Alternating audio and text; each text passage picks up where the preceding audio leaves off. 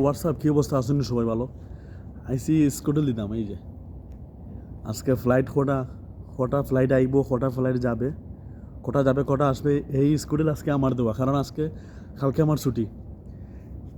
যার ছুটি কালকে এ করবে কি এই স্কুটল দিতে হবে। আমরা কন্ট্রোল আছে, কন্ট্রোল থেকে স্কুটল বের করে দিবে। 10-12টা মক্তব আছে, মানে 10-12টা অফিস আছে, এই অফিসে একটা একটা করে দিতে হয়।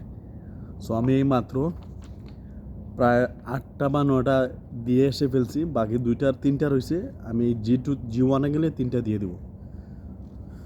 সো আজকে ফ্লাইট আছে, এমন টাইমে ফ্লাইট 3টে আছে যে টাইমে আমরা কিছু সময় ঘুমাই। এই ঘুম আজকে আমরা আর হবে না, ফ্লাইট করতে হবে 3টা।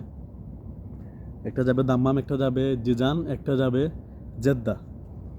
সো আজকে আর ঘুম হবে না, এই যে স্কুডে লাইয়া পড়ছে। সো ইনশাল্লাহ আপনাদের সাথে নেক্সট কোনো ভিডিওতে দেখা হইব। এখন একটু গাওয়া খাইমু। গাওয়া আজকে 2 দিন ধরে গাওয়া খাইলাম না, একটু গাওয়া খাইমু। গাওয়া খাওয়ার পরে একটু রেস্ট নেবো। রেস্ট নেওয়ার পরে সেহরি খাইয়া আরটু রেস্ট নেবো। রেস্ট নেওয়ার পরে নমাজ পড়ার পরে ফ্লাইট 3টে একসাথেই আরম্ভ হবে। একটা দেখব 7টার দিকে, একটা 8টার দিকে, একটা 6টার দিকে, মানে 3 ঘন্টা 3টে ফ্লাইট, বুঝতে পারছেন?